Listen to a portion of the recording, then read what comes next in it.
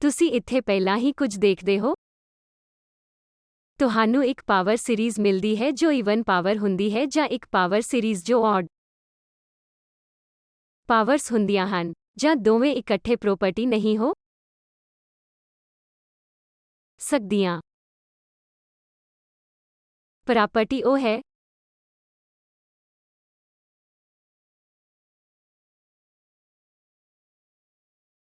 ਉਹ ਪ੍ਰਾਪਰਟੀ ਕੀ ਹੈ ਜੋ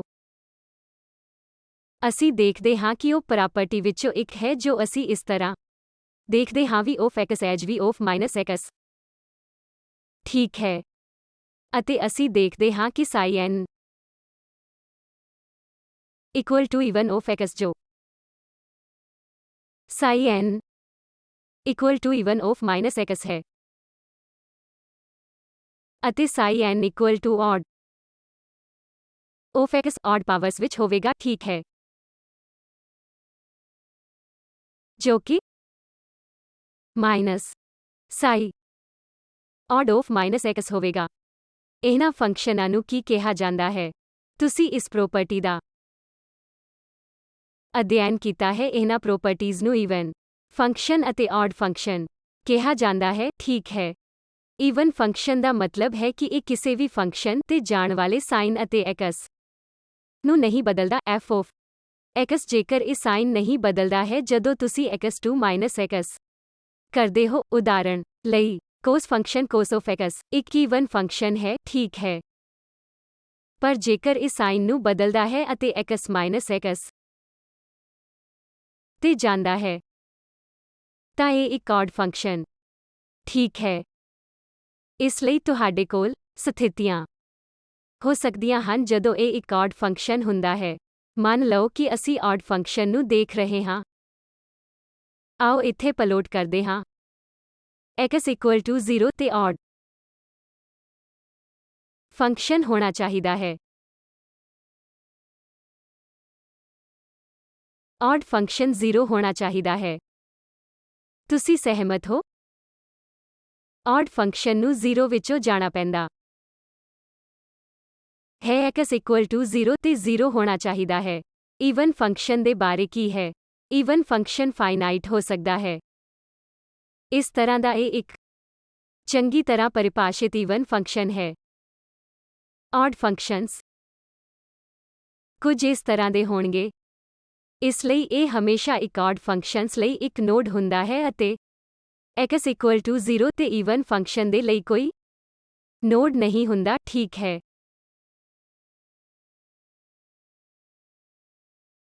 ਇਸ ਲਈ ਇਹ ਉਹ ਚੀਜ਼ਾਂ ਹਨ ਜੋ ਤੁਸੀਂ ਦੇਖਦੇ ਹੋ ਕਿ ਜੇਕਰ ਤੁਹਾਡੇ ਕੋਲ ਇੱਕ ਆਡ ਪਾਵਰ ਪੋਲੀਨੋਮੀਅਲ ਹੈ ਤਾਂ ਤੁਹਾਡੇ ਕੋਲ x equal to 0 ਤੇ ਇੱਕ ਨੋਡ ਹੋਵੇਗਾ, ਪਰ ਤੁਹਾਡੇ ਕੋਲ ਈਵਨ ਫੰਕਸ਼ਨਸ ਲਈ x equal to 0 ਤੇ ਨੋਡ ਨਹੀਂ ਹੈ। ਇਸ ਲਈ ਮੈਂ ਕੁਝ ਨਹੀਂ ਕੀਤਾ ਜਦੋਂ ਮੈਂ ਇਹ ਸੋਲਿਊਸ਼ਨ ਪਤਾ ਕਰਨ ਦੀ ਕੋਸ਼ਿਸ਼ ਕੀਤੀ। Property of v of x equal to v of minus x forced solution ਜਾਂ ਤਾਂ ਈਵਨ ਫੰਕਸ਼ਨਸ ਜਾਂ ਆਡ ਫੰਕਸ਼ਨਸ ਹੋਣ ਲਈ। ਇਸ ਲਈ ਇਹ ਇਹਨਾਂ ਸਿਮੈਟ੍ਰਿਕ ਪੋਟੈਂਸ਼ੀਅਲ ਦੀ ਪ੍ਰੋਪਰਟੀ ਹੈ। ਮੈਨੂੰ ਯਕੀਨ ਹੈ ਕਿ ਤੁਸੀਂ ਇਹ ਸਭ ਕੀਤਾ ਹੈ। ਤੁਸੀਂ ਘੱਟੋ ਘੱਟ ਡਬਲ ਡੈਲਟਾ ਫੰਕਸ਼ਨ ਨੂੰ ਕਰਨ ਦੀ ਕੋਸ਼ਿਸ਼ ਕੀਤੀ ਹੈ ਜੋ ਤੁਹਾਨੂੰ ਦਿੱਤਾ ਗਿਆ ਸੀ। ਠੀਕ ਹੈ। ਇਸ ਲਈ ਤੁਹਾਡੇ ਕੋਲ ਇਹ ਪੋਟੈਂਸ਼ੀਅਲ v of x ਹੈ ਜੋ ਕਿ -g delta of x minus a -g delta of x plus a g positive ਹੈ। ਅਤੇ ਇਸ ਪੋਟੈਂਸ਼ੀਅਲ ਦੀ ਪ੍ਰੋਪਰਟੀ ਕੀ ਹੈ ਕਿ ਇਹ ਪੂਰਾ ਕਰਦਾ ਹੈ v of x equal to v of minus x। ਇਹ ਪੂਰਾ ਕਰਦਾ ਹੈ। ਤੁਸੀਂ ਇੱਥੇ ਕਿਸ ਤਰ੍ਹਾਂ ਦੇ ਸੋਲਿਊਸ਼ਨ ਲਿਖ ਸਕਦੇ ਹੋ ਇਸ ਪ੍ਰੋਪਰਟੀ ਦੇ ਕਾਰਨ ਅਸੀਂ ਇਹ ਵੀ ਪ੍ਰੂਵ ਕਰਾਂਗੇ ਜਦੋਂ ਵੀ ਤੁਹਾਡੇ ਕੋਲ ਇਹ ਪ੍ਰੋਪਰਟੀ ਹੋਵੇਗੀ ਤਾਂ ਸੋਲਿਊਸ਼ਨ ਜਾਂ ਤਾਂ ਈਵਨ ਫੰਕਸ਼ਨਸ ਜਾਂ ਆਡ ਫੰਕਸ਼ਨ ਹੋਣਗੇ ਅਤੇ ਈਵਨ ਫੰਕਸ਼ਨਸ ਦਾ origin ਤੇ ਨੋਡ ਨਹੀਂ ਹੋਵੇਗਾ, ਪਰ ਆਡ ਫੰਕਸ਼ਨਸ ਦਾ origin ਤੇ ਨੋਡ ਹੋਵੇਗਾ। ਠੀਕ ਹੈ। ਅਤੇ ਆਮ ਤੌਰ ਤੇ ਜਦੋਂ ਤੁਸੀਂ ਗਰਾਊਂਡ ਸਟੇਟ એનર્ਜੀ ਪਤਾ ਕਰਨ ਦੀ ਕੋਸ਼ਿਸ਼ ਕਰਦੇ ਹੋ, ਠੀਕ ਹੈ, ਘੱਟੋ ਘੱਟ ਇੱਕ ਹਾਰਮੋਨਿਕ ਓਸੀਲੇਟਰ ਵਿੱਚ, ਜੇਕਰ ਤੁਹਾਨੂੰ ਯਾਦ ਹੈ ਕਿ ਜਦੋਂ ਤੁਸੀਂ ਗਰਾਊਂਡ ਸਟੇਟ એનર્ਜੀ ਪਤਾ ਕਰਨ ਦੀ ਕੋਸ਼ਿਸ਼ ਕਰਦੇ ਹੋ, x equal to 0 ਵੀ 0 ਹੈ। ਠੀਕ ਹੈ। ਕਲਾਸਿਕਲੀ ਪੋਟੈਂਸ਼ੀਅਲ એનર્ਜੀ ਉਸ ਪੁਆਇੰਟ ਤੇ ऑड वेव फंक्शनस ਲਈ ਇੱਕ ਨੋਡ ਹੁੰਦਾ ਹੈ, ਜਿਸ ਦਾ ਮਤਲਬ ਹੈ ਕਿ ਡੈਰੀਵੇਟਿਵਜ਼ ਕੁਝ એનર્ਜੀ ਪੈਦਾ ਕਰਨ ਜਾ ਰਹੇ ਹਨ। ਇਸ ਲਈ ਮੈਂ ਤੁਹਾਨੂੰ ਇਹ ਦੱਸਣ ਦੀ ਕੋਸ਼ਿਸ਼ ਕਰਦੀ ਹਾਂ ਕਿ ਜੇਕਰ ਤੁਹਾਡੇ ਕੋਲ ਇੱਕ ਔਡ function psi of x equal to minus psi of minus x ਹੈ, ਤੁਹਾਨੂੰ ਪਤਾ ਲੱਗੇਗਾ ਕਿ ਅਜਿਹੇ ਔਡ ਫੰਕਸ਼ਨਸ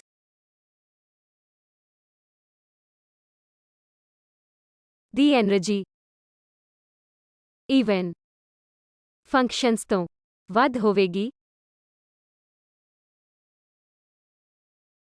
ਜਾਂ ਬਰਾਬਰ ਤੌਰ ਤੇ ਤੁਹਾਡੀ ground state psi 0 of x energy ਜੋ ਕਿ ਹਾਫ h ਕ੍ਰਾਸ ਓਮੇਗਾ ਸੀ। ਠੀਕ ਹੈ ਕਿ ਇਹ ਸਹੀ ਹੈ?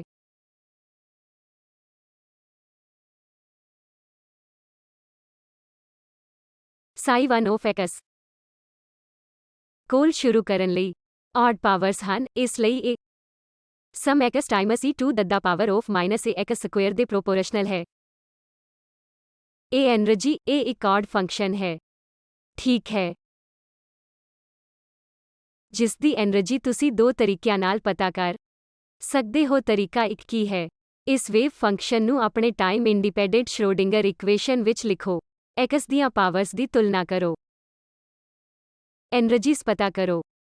ਠੀਕ ਹੈ, ਤੁਸੀਂ ਇਹ ਕਰ ਸਕਦੇ ਹੋ। ਜੇਕਰ ਤੁਸੀਂ ਅਜਿਹਾ ਕਰਦੇ ਹੋ ਤਾਂ ਤੁਹਾਨੂੰ ਕੀ ਮਿਲੇਗਾ ਅਤੇ E1 to B3/2h cross omega. ਇਸ ਲਈ ਮੈਂ ਸਿਰਫ ਇਹ ਕਹਿਣ ਦੀ ਕੋਸ਼ਿਸ਼ ਕਰ ਰਹੀ ਹਾਂ ਕਿ ਲੋਐਸਟ એનર્ਜੀ ਸੋਲਿਊਸ਼ਨ ਜਦੋਂ ਤੁਸੀਂ ਕਿਸੇ ਵੀ ਸਿਸਟਮ ਲਈ ਪਤਾ ਕਰਨ ਦੀ ਕੋਸ਼ਿਸ਼ ਕਰਦੇ ਹੋ ਤਾਂ ਲੋਐਸਟ એનર્ਜੀ ਸੋਲਿਊਸ਼ਨ ਹਮੇਸ਼ਾ ਇੱਕ ਈਵਨ ਫੰਕਸ਼ਨ ਹੋਵੇਗਾ। ਜੇਕਰ ਤੁਸੀਂ ਇਹ ਕਹਿਣ ਦੀ ਕੋਸ਼ਿਸ਼ ਕਰਦੇ ਹੋ ਕਿ ਲੋਐਸਟ એનર્ਜੀ ਇੱਕ ਔਡ ਫੰਕਸ਼ਨ ਹੈ ਤਾਂ ਤੁਸੀਂ ਗਲਤ ਹੋ, ਠੀਕ ਹੈ। ਇਸ ਲਈ ਡਬਲ ਡੈਲਟਾ ਪੋਟੈਂਸ਼ੀਅਲ ਵਿੱਚ ਹਾਰਮੋਨਿਕ ਓਸੀਲੇਟਰ ਵਿੱਚ ਅਜਿਹਾ ਹੁੰਦਾ ਹੈ ਜੋ ਮੈਂ ਅਸਾਈਨਮੈਂਟ ਵਿੱਚ ਦਿੱਤਾ ਹੈ, ਜਿਸ ਬਾਰੇ ਮੈਂ ਕਿਹਾ ਸੀ ਕਿ ਅਸੀਂ ਕਲਾਸ ਵਿੱਚ ਚਰਚਾ ਕਰਾਂਗੇ। ਅਸੀਂ ਸ਼ੁੱਕਰਵਾਰ ਨੂੰ ਇਹ ਕਰਾਂਗੇ। ਪਰ ਜਦੋਂ ਤੁਸੀਂ ਡਬਲ ਡੈਲਟਾ ਪੋਟੈਂਸ਼ੀਅਲ ਲਈ ਸੋਲਿਊਸ਼ਨ ਲਿਖਣ ਦੀ ਕੋਸ਼ਿਸ਼ ਕਰਦੇ ਹੋ ਤਾਂ ਇਸ ਨੂੰ ਧਿਆਨ ਵਿੱਚ ਰੱਖੋ। ਇਸ ਲਈ ਤੁਹਾਡੇ ਕੋਲ ਇੱਥੇ ਇੱਕ ਪੋਟੈਂਸ਼ੀਅਲ ਹੈ, ਇੱਥੇ ਇੱਕ ਪੋਟੈਂਸ਼ੀਅਲ ਜੋ ਮਾਈਨਸ ਹੈ ਅਤੇ ਪਲੱਸ ਇਹ ਸੋਲਿਊਸ਼ਨ ਹੈ ਜੋ ਤੁਸੀਂ ਰੀਜਨ 1, ਰੀਜਨ 2 ਅਤੇ ਰੀਜਨ 3 ਨੂੰ ਘੱਟੋ-ਘੱਟ ਰੀਜਨ 2 ਵਿੱਚ ਲਿਖਣ ਜਾ ਰਹੇ ਹੋ। ਇਹ ਰੀਜਨ 2, ਰੀਜਨ 1 ਹੈ। ਰੀਜਨ 2 ਵਿੱਚ ਤੁਹਾਨੂੰ ਲਾਗੂ ਕਰਨਾ ਪਵੇਗਾ V of x ਜੋ V of minus x ਦੇ ਸਮਾਨ ਹੈ। ਇਸੇ ਤਰ੍ਹਾਂ ਰੀਜਨ 1 ਅਤੇ ਰੀਜਨ 3 ਨਾਲ ਰਿਲੇਟ ਹੋਣ ਜਾ ਰਹੇ ਹਨ। ਕੀ ਇਹ ਸਹੀ ਹੈ? x ਮਾਈਨਸ a ਜਾ ਰਿਹਾ ਹੈ ਪਲੱਸ a ਤੱਕ। ਕੀ ਇਹ ਰੀਜਨ ਹੈ? ਮਾਈਨਸ ਇਨਫਿਨਿਟੀ ਇਸ ਵੱਲ ਜਾ ਰਹੀ ਹੈ ਤਾਂ ਇਹ ਰੀਜਨ 1 ਹੈ ਅਤੇ ਰੀਜਨ 3 ਦਾ ਸਬੰਧ x going to minus x ਨਾਲ ਹੈ। ਕੀ ਇਹ ਸਹੀ ਹੈ? ਇਸ ਲਈ ਜਦੋਂ ਤੁਸੀਂ ਆਪਣਾ ਸੋਲਿਊਸ਼ਨ ਲਿਖ ਰਹੇ ਹੋਵੋ ਤਾਂ ਇਸ ਗੱਲ ਨੂੰ ਧਿਆਨ ਵਿੱਚ ਰੱਖੋ ਕਿ ਇਸ ਪ੍ਰੋਪਰਟੀ ਦੇ ਕਾਰਨ ਇੱਕ ਔਡ ਫੰਕਸ਼ਨ ਜਾਂ ਇੱਕ ਈਵਨ ਫੰਕਸ਼ਨ ਵਰਗਾ ਦਿਖਾਈ ਦੇਣਾ ਚਾਹੀਦਾ ਹੈ। Property V of x equal to V of minus x ਹੈ। ਅਸੀਂ ਇਸ ਨੂੰ ਪ੍ਰੂਵ ਕਰਾਂਗੇ। ਤੁਸੀਂ ਸਿਮੈਟ੍ਰਿਕ ਪ੍ਰਾਪਰਟੀ ਵਾਲੀ ਪੋਟੈਂਸ਼ੀਅਲ એનર્ਜੀ ਦੇ ਨਾਲ ਕਿਸੇ ਵਨ ਡਾਇਮੈਂਸ਼ਨਲ ਪ੍ਰੋਬਲਮ ਦੇ ਪ੍ਰੂਫ ਬਾਰੇ ਵੀ ਸੋਚ ਸਕਦੇ ਹੋ। ਤੁਸੀਂ ਸਭ ਨੇ ਇੱਕ ਸਿਮੈਟ੍ਰਿਕ ਬਾਕਸ ਵਿੱਚ ਪਾਰਟੀਕਲ ਕੀਤੇ ਹਨ। ਸੋਲਿਊਸ਼ਨ ਦਾ ਕੀ ਹੁੰਦਾ ਹੈ? ਜੇਕਰ ਮੰਨ ਲਓ ਕਿ ਮੈਂ ਇਨਫਿਨਿਟੀ ਐਟ L/2 ਅਤੇ ਇਨਫਿਨਿਟੀ ਐਟ -L/2 ਲੈਂਦੀ ਹਾਂ ਤਾਂ ਵੇਵ ਫੰਕਸ਼ਨਸ ਦਾ ਕੀ ਹੁੰਦਾ ਹੈ? ਕੋਈ ਚਿੰਤਾ ਨਹੀਂ, ਤੁਸੀਂ ਇਹ ਕਰ ਲਿਆ ਹੈ। ਤੁਸੀਂ ਇਹ ਕਿਵੇਂ ਕੀਤਾ? ਤੁਸੀਂ ਬਾਕਸ ਨੂੰ ਲੈ ਕੇ ਇਸ ਨੂੰ ਸ਼ਿਫਟ ਕਰੋ। ਬਾਕਸ ਨੂੰ ਸ਼ਿਫਟ ਕਰੋ ਤਾਂ ਕਿ ਤੁਹਾਡਾ 0 ਕੋਆਰਡੀਨੇਟ -L/2 ਹੋ ਜਾਵੇਗਾ। ਤੁਸੀਂ ਇਹ ਕਿਵੇਂ ਕਰਦੇ ਹੋ? ਜੇਕਰ ਮੇਰੇ ਕੋਲ psi n of x ਹੈ ਤਾਂ ਮੈਂ ਇਸ ਨੂੰ √2/L ਦੇ ਰੂਪ ਵਿੱਚ ਲਿਖ ਸਕਦੀ ਹਾਂ। ਬਾਕਸ ਦੀ ਲੰਬਾਈ ਅਜੇ ਵੀ ਉਹੀ ਹੈ, ਬਾਕਸ ਦੇ ਕੋਆਰਡੀਨੇਟ ਬਦਲ ਗਏ ਹਨ। ਇਸ ਲਈ sin n π/L ਨੂੰ x -L/2 ਤੇ ਸ਼ਿਫਟ ਕੀਤਾ ਜਾਂਦਾ ਹੈ, ਜਿਸ ਨੂੰ ਤੁਸੀਂ x ਕਿਹਾ ਸੀ ਜੋ ਕਿ 0 ਸੀ। -L/2 ਹੋ ਜਾਂਦਾ ਹੈ। x ਇਕੁਅਲ ਟੂ 0 ਜੋ -l/2 ਬਣ ਜਾਵੇਗਾ। x ਇਕੁਅਲ ਟੂ l ਜੋ l/2 ਬਣ ਜਾਵੇਗਾ। ਮੈਂ ਕੁਝ ਨਹੀਂ ਕੀਤਾ। ਮੈਂ ਇਹ ਕਰ ਸਕਦੀ ਹਾਂ। ਇਸ ਨੂੰ ਬਾਕਸ ਨੂੰ ਸ਼ਿਫਟ ਕਰਨਾ ਕਿਹਾ ਜਾਂਦਾ ਹੈ, ਪਰ ਇਸ ਦੇ ਬਰਾਬਰ ਤੁਸੀਂ ਇਸ ਐਕਸਪ੍ਰੈਸ਼ਨ ਨੂੰ ਸਰਲ ਬਣਾ ਸਕਦੇ ਹੋ ਕਿ ਕੋਈ ਇਸ ਐਕਸਪ੍ਰੈਸ਼ਨ ਨੂੰ n ਨੋਡ ਅਤੇ n ਇਵਨ ਲਈ ਵੀ ਸਰਲ ਬਣਾ ਸਕਦਾ ਹੈ। ਇਹ ਕੀ ਹੈ? psi n odd of x। ਕੀ ਇਹ ਮਾਈਨਸ psi n ਹੈ? ਕੀ ਇਹ ਸਹੀ ਹੈ, ਹਾਂ ਜਾਂ ਨਹੀਂ? l ਕੈਂਸਲ ਹੁੰਦਾ ਹੈ। a n ਪਾਈ ਬਾਈ 2 ਜੇ n ਇਵਨ ਹੈ ਕੀ ਹੁੰਦਾ ਹੈ ਅਤੇ n odd ਹੈ ਤਾਂ ਕੀ ਹੁੰਦਾ ਹੈ? ਕੀ ਹੁੰਦਾ ਹੈ ਕਿ ਮੈਂ ਇਸ ਨੂੰ ਸਹੀ ਲਿਖਿਆ ਸੀ? ਇਸ ਲਈ ਪਲਸ ਆਉਂਦਾ ਹੈ। ਕੀ ਇਹ x ਪਲਸ l/2 ਹੈ? ਇਹ ਠੀਕ ਹੈ ਕਿ ਇੱਕ ਨੋਰਮਲਾਈਜੇਸ਼ਨ ਹੈ। ਇਸ ਨਾਲ ਕੋਈ ਫਰਕ ਨਹੀਂ ਪੈਂਦਾ। ਇਹ ਠੀਕ ਹੈ, ਪਰ ਤੁਸੀਂ ਇਸ ਨੂੰ ਇਸ ਤਰੀਕੇ ਨਾਲ ਵੀ ਬਦਲ ਸਕਦੇ ਹੋ ਕਿ ਇਹ ਵੀ ਕੋਈ ਸਮੱਸਿਆ ਨਹੀਂ ਹੈ। ਇਸ ਲਈ ਇਹ ਪੂਰਾ ਸਾਈਨ ਜਿਸ ਨੂੰ ਤੁਸੀਂ ਇੱਥੇ ਕਹਿ ਰਹੇ ਹੋ ਕਿ ਮਾਈਨਸ ਸਾਈਨ ਨੋਰਮਲਾਈਜੇਸ਼ਨ, ਮੈਂ ਇਸ ਨੂੰ ਇੱਕ ਫੇਜ਼ ਫੈਕਟਰ ਤੱਕ ਵੀ ਰੱਖ ਸਕਦੀ ਹਾਂ। ਮੈਨੂੰ ਯਕੀਨ ਹੈ ਕਿ ਤੁਸੀਂ ਜਾਣਦੇ ਹੋ ਕਿ ਵੇਵ ਫੰਕਸ਼ਨ ਕੰਪਲੈਕਸ ਹੋ ਸਕਦੇ ਹਨ। ਮੇਰੇ ਕੋਲ ਇੱਥੇ ਹੀ ਥੀਟਾ ਆਈ ਥੀਟਾ ਹੋ ਸਕਦਾ ਹੈ। ਮੈਂ ਉਸ ਥੀਟਾ ਨੂੰ ਪਾਈ ਬਣਾ ਸਕਦੀ ਹਾਂ, ਜੋ ਕਿ ਕੋਈ ਸਮੱਸਿਆ ਨਹੀਂ ਹੈ। ਤਾਂ ਇਹ ਕੀ ਹੈ, ਮੈਨੂੰ ਦੱਸੋ।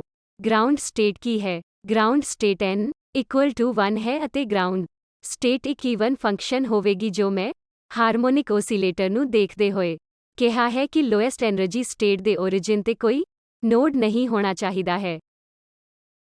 ਕਿਉਂਕਿ ਜੇਕਰ ਤੁਸੀਂ ਨੋਡ ਦਿੰਦੇ ਹੋ ਤਾਂ ਡੈਰੀਵੇਟਿਵ ਆਪਰੇਟਰ, ਕਿਉਂਕਿ ਕੰਟੀਨਿਊਇਟੀ ਵਾਲੇ ਨੋਡ ਵਿੱਚ ਇੱਕ ਸਲੋਪ ਹੋਵੇਗੀ, ਡੈਰੀਵੇਟਿਵ ਜਾਂ ਮੋਮੈਂਟਮ ਨੋਨ ਜ਼ੀਰੋ ਬਣ ਜਾਵੇਗਾ, ਐਨਰਜੀ ਨੋਨ ਜ਼ੀਰੋ ਬਣ ਜਾਵੇਗੀ। ਇਸ ਲਈ ਜਦੋਂ ਤੁਹਾਡੇ ਕੋਲ origin ਤੇ ਨੋਡ ਹੁੰਦਾ ਹੈ ਤਾਂ ਇਹ ਥੋੜੀ ਹਾਇਰ ਐਨਰਜੀ ਹੁੰਦੀ ਹੈ, ਪਰ ਜੇਕਰ ਤੁਹਾਡੇ ਕੋਲ origin ਤੇ ਨੋਡ ਨਹੀਂ ਹੈ, ਫਿਰ ਲੋਐਸਟ ਐਨਰਜੀ ਸੋਲਿਊਸ਼ਨ ਵਿੱਚ ਨੋਡ ਨਹੀਂ ਹੋਣਾ ਚਾਹੀਦਾ ਤਾਂ ਕਿ ਇਸ ਵਿੱਚ ਲੋਐਸਟ ਐਨਰਜੀ ਹੋਵੇ। ਇਸ ਲਈ ਲੋਐਸਟ ਐਨਰਜੀ ਸੋਲਿਊਸ਼ਨ ਹਮੇਸ਼ਾ ਈਵਨ ਵੇਵ ਫੰਕਸ਼ਨਸ ਹੁੰਦੇ ਹਨ। ਅਤੇ ਮੈਂ ਤੁਹਾਡੇ ਲਈ ਇੱਕ ਬਾਕਸ ਵਿੱਚ ਪਾਰਟੀਕਲ ਲਈ ਇਹ ਸਾਬਤ ਕਰ ਦਿੱਤਾ ਹੈ ਕਿ ਤੁਸੀਂ ਪਹਿਲਾਂ ਹੀ ਐਕਸਪਲਿਸਿਟ ਸੋਲਿਊਸ਼ਨ ਦੁਆਰਾ ਦੇਖਿਆ ਹੈ ਕਿ ਗਰਾਊਂਡ ਸਟੇਟ ਵੇਵ ਫੰਕਸ਼ਨ ਇੱਕ ਈਵਨ ਫੰਕਸ਼ਨ ਹੈ।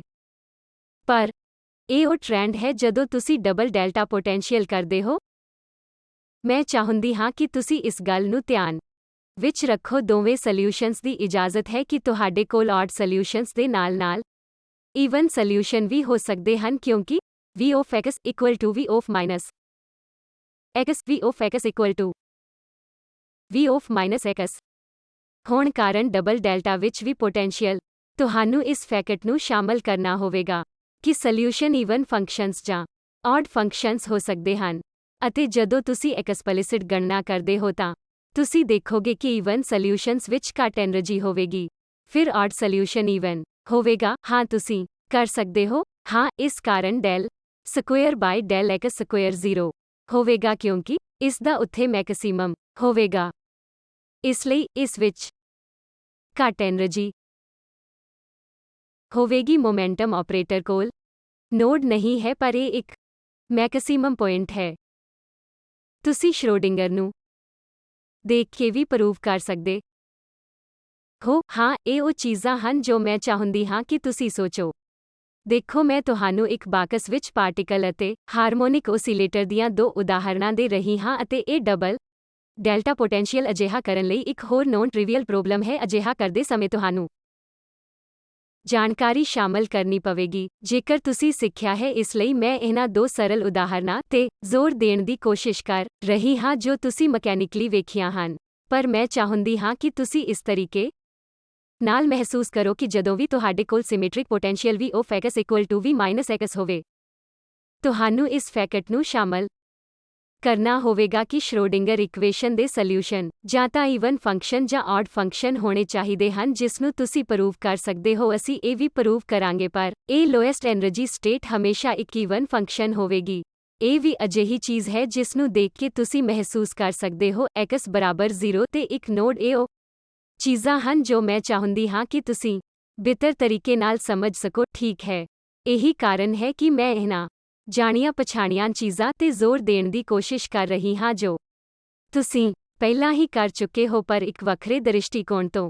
ਕੀ ਇਹ ਸਹੀ ਹੈ? ਹਰ ਕੋਈ ਸਹਿਮਤ ਹੈ। ਠੀਕ ਹੈ, ਇਸ ਲਈ ਕੇਵਲ ਸੰਖੇਪ ਕਰਨ ਲਈ ਗਰਾਊਂਡ ਸਟੇਟ ਸੋਲਿਊਸ਼ਨ ਇੱਕ ਈਵਨ ਫੰਕਸ਼ਨ ਹੈ। ਜਿਵੇਂ ਕਿ ਤੁਸੀਂ x ਨੂੰ -x ਤੇ ਜਾ ਰਿਹਾ ਦੇਖਦੇ ਹੋ, ਵੇਵ ਫੰਕਸ਼ਨ ਇੱਕੋ ਜਿਹਾ ਹੈ, ਕੋਈ ਸਾਈਨ ਨਹੀਂ, ਅਤੇ ਤੁਸੀਂ ਇਸ ਨੂੰ ਰੋ ਵੇਰੀਏਬਲ ਲਈ ਸੰਖੇਪ ਰੂਪ ਵਿੱਚ ਲਿਖ ਸਕਦੇ ਹੋ। ਕਿਸੇ ਵੀ n ਲਈ ਇਹ n ਆਡ ਜਾਂ ਈਵਨ ਹੋ ਸਕਦਾ ਹੈ, ਜਾਂ ਜੇਕਰ n ਆਡ ਹੈ ਤਾਂ ਇਹ hn ਰੋ ਵਿੱਚ ਆਡ ਪਾਵਰਸ ਹੋਣਗੀਆਂ। ਜੇਕਰ n ਈਵਨ ਹੈ, hn ਰੋ ਵਿੱਚ ਸਿਰਫ ਈਵਨ ਪਾਵਰਸ ਹੋਣਗੀਆਂ। ਇਸ ਲਈ ਇੱਕ ਸਪਸ਼ਟ ਫਾਰਮੂਲਾ ਹੈ ਜਿਸ ਨੂੰ ਰੋਡਰਿਗਜ਼ ਫਾਰਮੂਲਾ ਕਿਹਾ ਜਾਂਦਾ ਹੈ।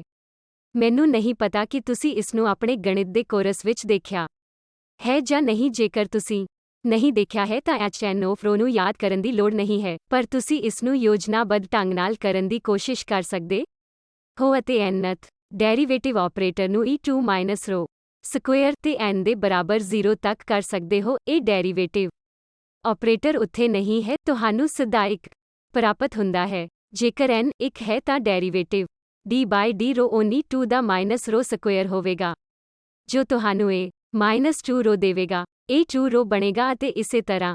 ਇਸ ਲਈ ਇਹ ਇੱਕ ਬਹੁਤ ਹੀ ਕੰਪੈਕਟ ਹੈ। ਤੁਸੀਂ ਜਾਣਦੇ ਹੋ, ਰੋਡਰਿਗ ਦਾ ਫਾਰਮੂਲਾ ਉਹ ਹੈ ਜੋ ਅਸੀਂ ਕਹਿੰਦੇ ਹਾਂ ਜਿੱਥੇ ਤੁਸੀਂ ਇਸ ਰੋ ਦੀ ਵਰਤੋਂ ਕਰਦੇ ਹੋਏ ਕਿਸੇ ਵੀ n ਲਈ ਸਾਰੀਆਂ ਪੋਲੀਨੋਮੀਅਲ ਪਾਵਰਸ ਪ੍ਰਾਪਤ ਕਰ ਸਕਦੇ ਹੋ। ਇਸ ਲਈ ਸਿਰਫ ਕੁਝ ਨੂੰ ਸੂਚੀਬੱਧ ਕਰਨ ਲਈ hn ਹੋਵੇਗਾ। ਸੌਰੀ ਕਿ ਇਹ 0 ਹੋਣਾ ਚਾਹੀਦਾ ਸੀ।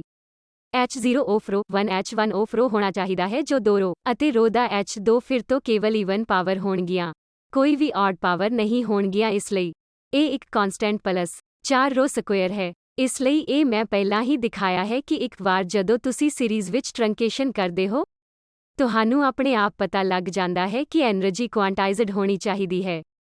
ਅਤੇ ਜਿੱਥੇ ਵੀ ਅਸੀਂ ਟਰੰਕੇਟ ਕਰਦੇ ਹਾਂ, ਜੇਕਰ ਅਸੀਂ ਇਹ n+2 ਨੂੰ 0 ਕਰਦੇ ਹਾਂ, ਫਿਰ ਉਸ ਅਨੁਸਾਰੀ એનર્ਜੀ ਨੂੰ ਅਸੀਂ E ਸਬਸਕ੍ਰਿਪਟ n ਕਹਿੰਦੇ ਹਾਂ, ਜੋ ਕਿ n+12 h+ω, ਅਤੇ ਤੁਸੀਂ ਉਸ ਤੱਕ ਇੱਕ ਪੋਲੀਨੋਮੀਅਲ ਸੀਰੀਜ਼ ਤੱਕ ਜਾਵੋਗੇ। ਠੀਕ ਹੈ, h2 ਦੀ ਸਭ ਤੋਂ ਵੱਧ ਪੋਲੀਨੋਮੀਅਲ ਪਾਵਰ ਹੋਵੇਗੀ ਜੋ ਕਿ ਰੋ ਸਕੁਏਅਰ ਹੈ। ਜੇਕਰ ਤੁਸੀਂ h4 ਨੂੰ ਲਿਖਣਾ ਚਾਹੁੰਦੇ ਹੋ ਤਾਂ ਸਭ ਤੋਂ ਵੱਧ ਪੋਲੀਨੋਮੀਅਲ ਪਾਵਰ ਰੋ ਪਾਵਰ 4 ਹੋਵੇਗੀ ਅਤੇ ਸਿਰਫ ਈਵਨ ਪਾਵਰ ਹੋਵੇਗੀ।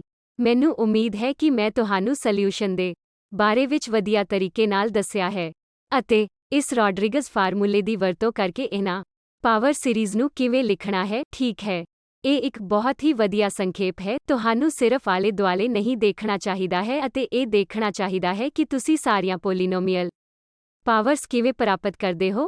ਇਹ ਇੱਕ ਚੀਜ਼ ਜੋ ਮੈਂ ਇੱਥੇ ਨਹੀਂ ਕੀਤੀ ਹੈ, ਜਿਵੇਂ ਕਿ ਇੱਕ ਬਾਕਸ ਵਿੱਚ ਇੱਕ ਪਾਰਟੀਕਲ ਵਿੱਚ, ਮੈਂ ਚਾਹੁੰਦੀ ਹਾਂ ਕਿ ਤੁਸੀਂ ਵੇਵ ਫੰਕਸ਼ਨਾਂ ਲਈ ਆਰਥੋਨਰਮੈਲਿਟੀ ਕੰਡੀਸ਼ਨ ਚੈੱਕ ਕਰੋ, ਜਿੱਥੇ hn ਆਫ ਰੋ ਦੀ ਆਰਥੋਨਰਮੈਲਿਟੀ ਇੱਕ ਮਹੱਤਵਪੂਰਨ ਭੂਮਿਕਾ ਨਿਭਾਏਗੀ। ਇਹ hn ਆਫ ਰੋ, ਭਾਵੇਂ ਕਿ ਮੈਂ ਅਸਲ ਵਿੱਚ ਸਪਸ਼ਟ ਨਹੀਂ ਕੀਤਾ ਹੈ ਕਿ ਉਹਨਾਂ ਨੂੰ ਲਿਟਰੇਚਰ ਵਿੱਚ ਹਰਮਾਈਟ ਪੋਲੀਨੋਮੀਅਲਸ ਕਿਹਾ ਜਾਂਦਾ ਹੈ, ਇਸ ਲਈ ਕਿਰਪਾ ਕਰਕੇ ਆਰਥੋਨਰਮੈਲਿਟੀ ਕੰਡੀਸ਼ਨ ਚੈੱਕ ਕਰੋ। ਤਾਂ ਉਹੀ ਪ੍ਰਕਿਰਿਆ, ਜੇਕਰ ਤੁਸੀਂ 1 ਡਾਇਮੈਂਸ਼ਨ ਤੋਂ ਪਰੇ 2 ਡਾਇਮੈਂਸ਼ਨਲ ਹਾਰਮੋਨਿਕ ਓਸੀਲੇਟਰ ਤੇ ਜਾਣਾ ਚਾਹੁੰਦੇ ਹੋ, ਤਾਂ ਉਹ ਵੱਖ ਕਰਨ ਯੋਗ ਹਨ ਜਾਂ ਵੱਖ ਕਰਨ ਯੋਗ ਨਹੀਂ ਹਨ। ਉਹ ਵੱਖ ਕਰਨ ਯੋਗ ਹਨ। ਠੀਕ ਹੈ, ਉਹ ਸੈਪਰੇਬਲ ਹਨ। ਫਿਰ ਤੁਸੀਂ ਆਪਣੇ ਸੋਲਿਊਸ਼ਨ ਨੂੰ 2 ਕੁਆਂਟਮ ਨੰਬਰ n x ਅਤੇ n y ਨਾਲ ਲਿਖ ਸਕਦੇ ਹੋ ਅਤੇ ਤੁਸੀਂ એનર્ਜੀ ਦੇ ਕੁੱਲ ਸੋਲਿਊਸ਼ਨ ਨੂੰ n x + half h cross omega plus n y plus half h cross omega ਵੀ ਲਿਖ ਸਕਦੇ ਹੋ। ਉਹਨਾਂ ਨੂੰ ਤੁਹਾਨੂੰ n x plus n y plus 1 h cross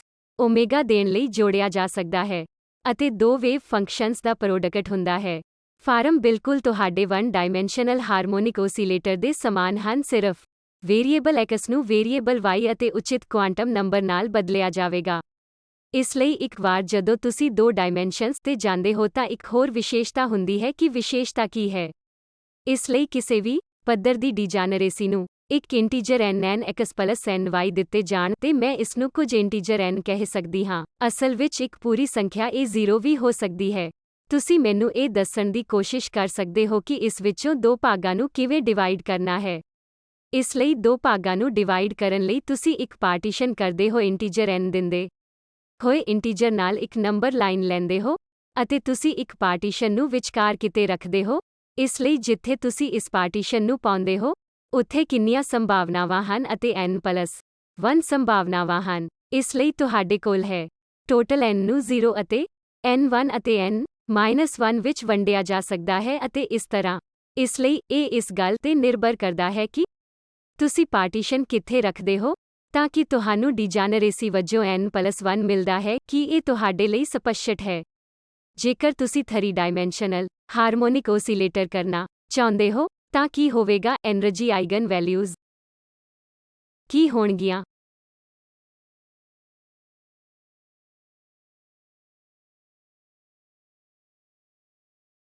ਮੈਨੂੰ ਦੱਸੋ, ਕੀ ਇਹ ਸਹੀ ਹੈ? ਮੈਂ n ਨੂੰ nx plus ny plus n z ਕਹਿ ਸਕਦੀ ਹਾਂ। ਇਸ ਲਈ ਜੇਕਰ ਮੈਂ ਕਿਸੇ ਖਾਸ એનર્ਜੀ En ਨੂੰ ਲੱਭਣਾ ਚਾਹੁੰਦੀ ਹਾਂ, ਸੰਭਾਵਨਾਵਾਂ ਦੀ ਗਿਣਤੀ ਕਿੰਨੀ ਹੈ? ਕਿਸੇ ਨੇ ਕਿਹਾ।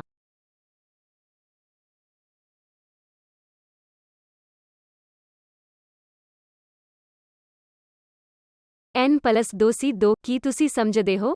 ਇਸ ਲਈ ਇੱਕ ਇੰਟੀਜਰ ਦਿੱਤੇ ਜਾਣ ਤੇ ਤੁਹਾਨੂੰ 2 ਪਾਰਟੀਸ਼ਨਸ ਦੀ ਲੋੜ ਹੈ। ਫਿਰ ਤੁਸੀਂ ਇਸ ਨੂੰ n1 n2 n3 ਵਿੱਚ ਵੰਡ ਸਕਦੇ ਹੋ। ਪਹਿਲੇ ਪਾਰਟੀਸ਼ਨ ਨੂੰ ਇਸ ਪਾਰਟੀਸ਼ਨ ਸਮੇਤ n+2 ਸੰਭਾਵਨਾਵਾਂ ਵਿੱਚ ਰੱਖਿਆ ਜਾ ਸਕਦਾ ਹੈ ਅਤੇ ਤੁਹਾਡੇ ਕੋਲ n+1 ਵਿੱਚ ਦੂਜਾ ਹੋਵੇਗਾ ਅਤੇ ਫਿਰ ਤੁਸੀਂ ਇਹਨਾਂ ਪਾਰਟੀਸ਼ਨਸ ਨੂੰ ਵੀ ਸਵੈਪ ਕਰ ਸਕਦੇ ਹੋ ਤਾਂ ਕਿ ਤੁਹਾਡੇ ਕੋਲ ਇੱਕ n+2 c2 ਹੋਵੇਗਾ। ਇਸ ਲਈ ਇਹ ਹੈ ਅਤੇ ਤੁਸੀਂ ਅਸਲ ਵਿੱਚ ਕਿਸੇ ਵੀ ਡਾਇਮੈਂਸ਼ਨਲ ਹਾਰਮੋਨਿਕ ਓਸੀਲੇਟਰ ਨੂੰ ਐਕਸਟ੍ਰਾਪੋਲੇਟ ਕਰ ਸਕਦੇ ਹੋ। ਇਹ n+r cr ਬਣ ਜਾਵੇਗਾ। r 2 ਡਾਇਮੈਂਸ਼ਨ ਲਈ ਡਾਇਮੈਂਸ਼ਨ ਹੈ। ਤੁਹਾਡੇ ਕੋਲ 3 ਡਾਇਮੈਂਸ਼ਨ ਲਈ n+1 c1 c ਇਹ n+2 c2 ਹੈ। ਕੀ ਇਹ ਸਪਸ਼ਟ ਹੈ? ਇਸ ਲਈ ਇੱਕ ਵਿਸ਼ੇਸ਼ਤਾ ਜੋ ਇੱਕ ਡਾਇਮੈਂਸ਼ਨ ਤੋਂ ਪਰੇ ਹੁੰਦੀ ਹੈ ਉਹ ਇਹ ਹੈ ਕਿ ਬਾਉਂਡ ਸਟੇਟ ਸੋਲਿਊਸ਼ਨ ਵੀ ਡੀਜਨਰੇਟ ਹੋ ਜਾਣਗੇ। ਪਰ ਇੱਕ ਡਾਇਮੈਂਸ਼ਨ ਦੇ ਮਾਮਲੇ ਵਿੱਚ ਤੁਸੀਂ ਦੇਖਿਆ ਹੈ ਕਿ ਬਾਉਂਡ ਸਟੇਟ ਸੋਲਿਊਸ਼ਨ ਹਮੇਸ਼ਾ ਨੋਨ ਡੀਜਨਰੇਟ ਹੁੰਦੇ ਹਨ। ਠੀਕ ਹੈ, ਠੀਕ ਹੈ। ਇਸ ਲਈ ਨਿਰੀਖਣ ਕੀ ਹਨ? ਕੀ ਇਹ ਸਹੀ ਹੈ? ਇੱਕ ਬਾਕਸ ਵਿੱਚ 1 ਡਾਇਮੈਂਸ਼ਨਲ ਪਾਰਟੀਕਲ ਅਤੇ ਹਾਰਮੋਨਿਕ ਓਸੀਲੇਟਰ ਦੀ ਸਿਰਫ ਬਾਉਂਡ ਸਟੇਟ ਹੈ ਜੋ ਅਸੀਂ ਵੇਖੀ ਹੈ ਕਿ ਇੱਕ ਕੰਡੀਸ਼ਨ ਕਿ એનર્ਜੀ ਹਮੇਸ਼ਾ ਵੀ ਐਟ ਪਲੱਸ ਜਾਂ ਮਾਈਨਸ ਇਨਫਿਨਿਟੀ ਤੋਂ ਘੱਟ ਹੋਵੇਗੀ। ਠੀਕ ਹੈ। ਇਸ ਇਨਫਿਨਿਟੀ ਵਿੱਚ ਇਨਫਿਨਿਟੀ ਅਤੇ ਵੀ ਐਟ ਮਾਈਨਸ। ਤੁਸੀਂ ਇਹ ਵੀ ਦੇਖਿਆ ਹੈ ਕਿ ਸੋਲਿਊਸ਼ਨ ਨੋਨ ਡੀਜਨਰੇਟ ਹਨ। ਫਰੀ ਪਾਰਟੀਕਲ ਬਾਰੇ ਕੀ ਹੈ? ਇੱਕ ਡਾਇਮੈਂਸ਼ਨ ਵਿੱਚ ਕੀ ਇਹ ਡੀਜਨਰੇਟ ਹੈ ਜਾਂ ਨੋਨ ਡੀਜਨਰੇਟ? ਕਿਸੇ ਨੇ ਕਿਹਾ ਹਾਂ। Free particle solution I of x e2 ਦੱਦਾ I k x ਹੋ ਸਕਦਾ ਹੈ -I k x ਵੀ ਹੋ ਸਕਦਾ ਹੈ। ਇਹ ਡੀਜਨਰੇਟ ਹੋ ਸਕਦਾ ਹੈ। ਇਹ ਸਕੈਟਰਿੰਗ ਸਟੇਟ ਹੈ। ਤੁਸੀਂ ਸਾਰੇ ਸਹਿਮਤ ਹੋ? ਸਕੈਟਰਿੰਗ ਸਟੇਟਸ ਡੀਜਨਰੇਟ ਹੋ ਸਕਦੀਆਂ ਹਨ, ਪਰ ਇੱਕ ਵਾਰ ਜਦੋਂ ਮੈਂ ਉਹਨਾਂ ਨੂੰ ਵਾਲ ਦੇ ਅੰਦਰ ਬਾਉਂਡ ਕਰਦੀ ਹਾਂ ਤਾਂ ਇਹ ਇੱਕ ਬਾਉਂਡ ਸੋਲਿਊਸ਼ਨ ਬਣ ਜਾਂਦਾ ਹੈ ਜੋ ਨੋਨ ਡੀਜਨਰੇਟ ਹੁੰਦਾ ਹੈ।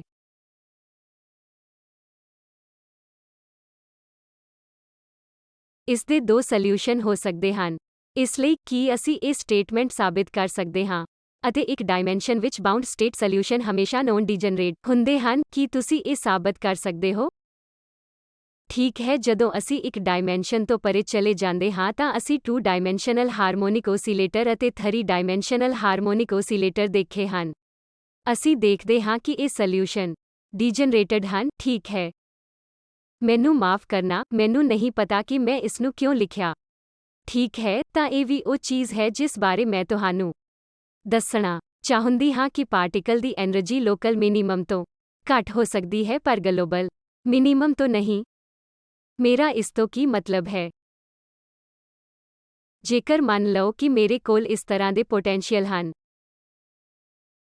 ਜੋ ਕਿ ਗਲੋਬਲ ਮਿਨੀਮਮ ਹੈ, ਇਹ ਵੀ ਗਲੋਬਲ ਮਿਨੀਮਮ ਹੈ।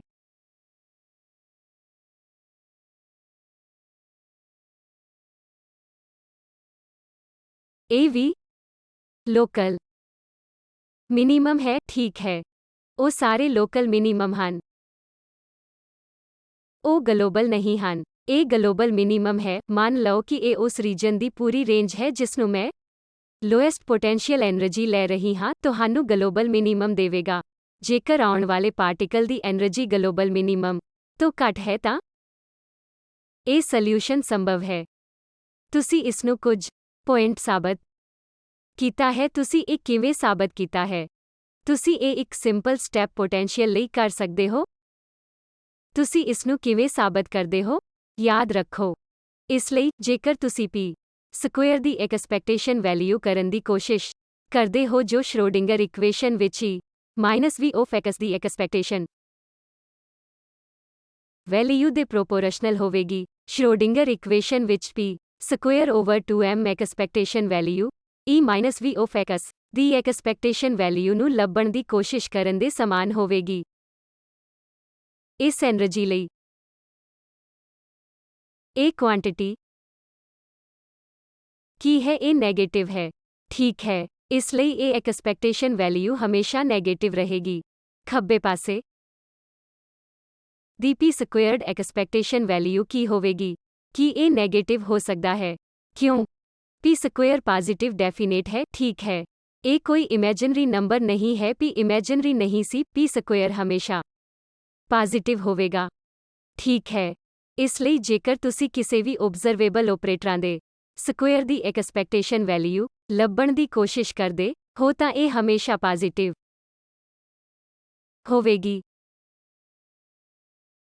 ਸ਼੍ਰੋਡਿੰਗਰ ਇਕੁਏਸ਼ਨ ਅਨੁਸਾਰ ਇਹ ਇਸ ਦੇ ਪ੍ਰੋਪੋਰਸ਼ਨਲ ਹੋਣਾ ਚਾਹੀਦਾ ਹੈ। ਅਸਲ ਵਿੱਚ ਪ੍ਰੋਪੋਰਸ਼ਨੈਲਿਟੀ ਕਾਂਸਟੈਂਟ ਇੱਕ ਪੋਜ਼ਿਟਿਵ ਨੰਬਰ ਹੈ। ਠੀਕ ਹੈ। ਇਸ ਨੂੰ ਤੁਹਾਡੇ ਲਈ ਨਹੀਂ ਲਿਖ ਰਹੀ। ਕਿਰਪਾ ਕਰਕੇ ਜਾਓ ਅਤੇ ਇਸ ਅੰਤਰ ਨੂੰ ਭਰੋ।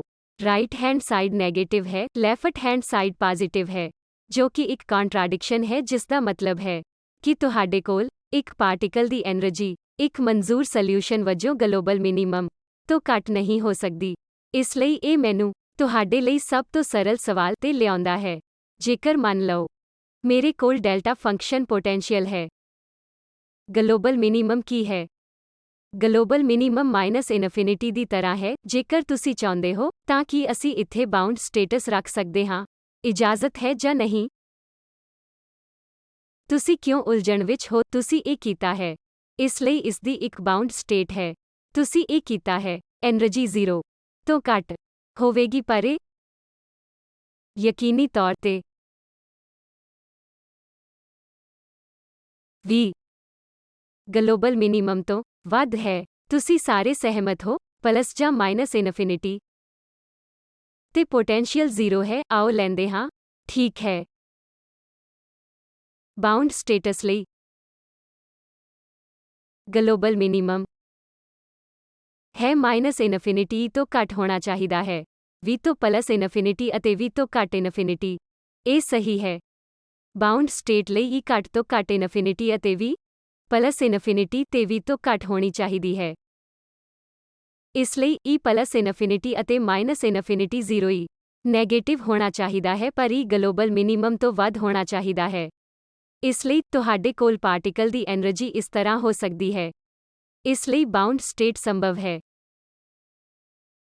ਠੀਕ ਹੈ। ਤੁਸੀਂ ਸਾਰੇ ਸਹਿਮਤ ਹੋ?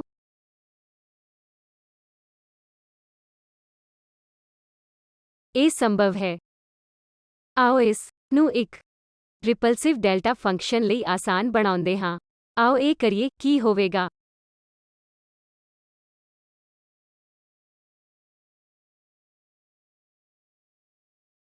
ਹੁਣ ਮੈਨੂੰ ਦੱਸੋ ਕਿ ਕੀ ਇਸ ਦੀ ਇੱਕ ਬਾਉਂਡ ਸਟੇਟ ਹੋਵੇਗੀ? ਕੀ ਇਸ ਦੀ ਇੱਕ ਬਾਉਂਡ ਸਟੇਟ ਹੋ ਸਕਦੀ ਹੈ? v ਗਲੋਬਲ ਕੀ ਹੈ? ਇਹ ਬਾਉਂਡ ਸਟੇਟ ਲਈ v ਗਲੋਬਲ ਮਿਨੀਮਮ v ਹੈ e ਇਨਫਿਨਿਟੀ ਅਤੇ -ਇਨਫਿਨਿਟੀ v ਤੋਂ ਘੱਟ ਹੋਣਾ ਚਾਹੀਦਾ ਹੈ।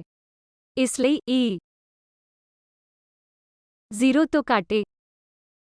v ਗਲੋਬਲ ਮਿਨੀਮਮ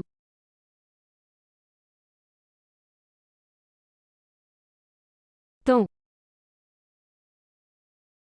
ਘੱਟ ਹੈ। ਇਸ ਲਈ ਸੰਭਵ ਨਹੀਂ ਹੈ।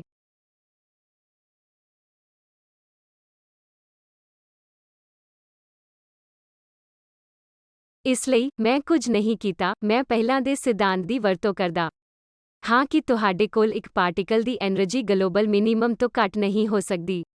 ਮੈਂ ਬਾਉਂਡ ਸਟੇਟ ਲਈ ਕੰਡੀਸ਼ਨ ਦੇ ਵਿਚਕਾਰ ਕੰਟਰਾਡਿਕਸ਼ਨ ਨੂੰ ਦੇਖਣ ਦੀ ਕੋਸ਼ਿਸ਼ ਕੀਤੀ ਅਤੇ ਇਹ ਕਿ ਇਹ એનર્ਜੀ ਨੂੰ ਪੂਰਾ ਨਹੀਂ ਕਰਦੀ ਹੈ, ਠੀਕ ਹੈ, ਅਤੇ ਦਿਖਾਇਆ ਹੈ ਕਿ ਡੈਲਟਾ ਫੰਕਸ਼ਨ ਰਿਪਲਸਿਵ ਪੋਟੈਂਸ਼ੀਅਲ ਲਈ ਬਾਉਂਡ ਸਟੇਟ ਗਣਿਤ ਸੰਭਵ ਨਹੀਂ ਹੈ। ਜਦੋਂ ਤੁਸੀਂ ਕਰਦੇ ਹੋ, ਤੁਸੀਂ ਅਜੇ ਵੀ ਇਸ ਨੂੰ ਡੈਲਟਾ ਫੰਕਸ਼ਨ ਲਈ ਕਰ ਸਕਦੇ ਹੋ, ਤੁਸੀਂ ਦੇਖੋਗੇ ਕਿ ਨਤੀਜਾ ਡਿਪੈਂਡੈਂਟ ਹੈ। ਮੈਨੂੰ ਯਕੀਨ ਹੈ ਕਿ ਤੁਹਾਡੇ ਵਿੱਚੋਂ ਕੁਝ ਨੇ ਇਹ ਕੀਤਾ ਹੋਵੇਗਾ। ਇਹ ਜੋ ਵੀ ਹੈ ਇਹ ਵੇਟੇਜ ਫੈਕਟਰ ਹੈ ਜਿਸ ਨੂੰ ਅਸੀਂ A Times delta of x ਵਜੋਂ ਲਿਖਦੇ ਹਾਂ। ਤੁਸੀਂ ਦੇਖੋਗੇ ਕਿ ਐਪਲੀਟਿਊਡ ਰਿਫਲੈਕਸ਼ਨ ਕੋਐਫੀਸ਼ੀਐਂਟ ਸਾਰੇ A ਸਕੁਆਇਰਡ ਦੇ ਪ੍ਰੋਪੋਰਸ਼ਨਲ ਹਨ ਅਤੇ ਇਸ ਤਰ੍ਹਾਂ ਦੇ ਹੋਰ। ਤੁਸੀਂ ਸੋਚੋਗੇ ਕਿ ਅਟਰੈਕਟਿਵ ਨੂੰ ਰਿਪਲਸਿਵ ਬਣਾਉਣ ਨਾਲ ਸਥਿਤੀ ਨੂੰ ਮਕੈਨਿਕਲੀ ਨਹੀਂ ਬਦਲਣਾ ਚਾਹੀਦਾ, ਕਿਉਂਕਿ ਅੰਤਮ ਨਤੀਜਾ ਜੋ ਤੁਸੀਂ ਆਪਣੇ ਰਿਫਲੈਕਸ਼ਨ ਕੋਐਫੀਸ਼ੀਐਂਟ ਜਾਂ ਟਰਾਂਸਮਿਸ਼ਨ ਕੋਐਫੀਸ਼ੀਐਂਟ ਲਈ ਲੱਭਦੇ ਹੋ, A ਸਕੁਆਇਰ ਦਾ ਇੱਕ ਫੰਕਸ਼ਨ ਹੈ। ਤੁਹਾਨੂੰ ਜਾ ਕੇ ਇਸ ਦੀ ਜਾਂਚ ਕਰਨੀ ਚਾਹੀਦੀ ਹੈ। -A ਤੇ ਜਾਣ ਨਾਲ ਇਹ ਦਿਖਾਈ ਦੇਵੇਗਾ ਕਿ ਤੁਹਾਡੇ ਕੋਲ ਇੱਕ ਬਾਉਂਡ ਸਟੇਟ ਸੰਭਵ ਹੈ। ਪਰ ਤਕਨੀਕੀ ਤੌਰ ਤੁਸੀਂ ਜਾਣਦੇ ਹੋ ਕਿ ਇਹ ਥਿਓਰਮ ਦੀ ਉਲੰਘਣਾ ਕਰਦਾ ਹੈ। ਰਿਪਲਸਿਵ ਡੈਲਟਾ ਫੰਕਸ਼ਨ ਪੋਟੈਂਸ਼ੀਅਲ ਇੱਕ ਬਾਉਂਡ ਸਟੇਟ ਦੀ ਇਜਾਜ਼ਤ ਨਹੀਂ ਦੇਵੇਗਾ। ਇਹਨਾਂ ਵਿੱਚੋਂ ਕੁਝ ਚੀਜ਼ਾਂ ਯਾਦ ਨਾ ਕਰੋ। ਬੈਠ ਕੇ ਰੂਲਰਸ ਦੀ ਵਰਤੋਂ ਕਰੋ ਅਤੇ ਸਮਝੋ। ਇਸ ਲਈ ਮੈਨੂੰ ਹੁਣੇ ਹੀ ਅੰਤਿਮ ਰੂਪ ਦੇਣ ਦਿਓ ਤਾਂ ਕਿ ਇਹਨਾਂ ਵਿੱਚੋਂ ਕੁਝ ਚੀਜ਼ਾਂ ਮੈਂ ਤੁਹਾਡੇ ਲਈ ਪਹਿਲਾਂ ਹੀ ਸਾਬਤ ਕਰ ਦਿੱਤੀਆਂ ਹਨ ਜਾਂ ਘੱਟੋ ਘੱਟ ਤੁਹਾਨੂੰ ਇੱਕ ਸੰਕੇਤ ਦਿੱਤਾ ਹੈ। P ਸਕੁਆਇਰ ਦੀ ਐਕਸਪੈਕਟੇਸ਼ਨ ਵੈਲਿਊ ਲੱਭੋ ਜੋ E-V of x the expectation value ਹੈ ਅਤੇ ਤੁਸੀਂ ਦਿਖਾ ਸਕਦੇ ਹੋ ਕਿ ਪਾਰਟੀਕਲ ਦੀ એનર્ਜੀ ਵੀ ਗਲੋਬਲ ਮਿਨੀਮਮ ਤੋਂ ਘੱਟ ਹੋਣਾ ਅਸੰਭਵ ਹੈ।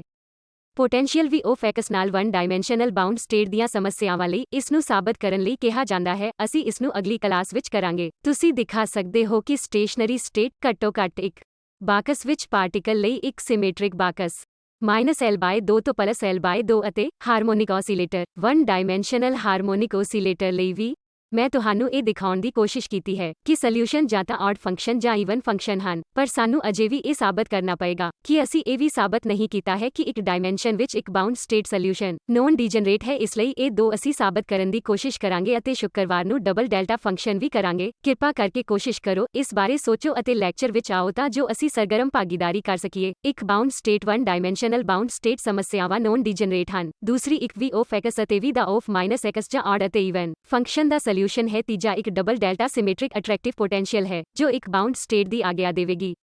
ਇਹ ਸਮਝਣਾ ਚਾਹੁੰਦੇ ਹਾਂ ਕਿ ਕਿਹੜੇ ਫੰਕਸ਼ਨ ਅਲਾਉਡ ਹੋਣਗੇ, ਆਡ ਫੰਕਸ਼ਨ ਜਾਂ ਈਵਨ ਫੰਕਸ਼ਨ, ਅਤੇ ਰੇਜੀਮ ਕੀ ਹੈ। ਇਹ ਕਿਹੜਾ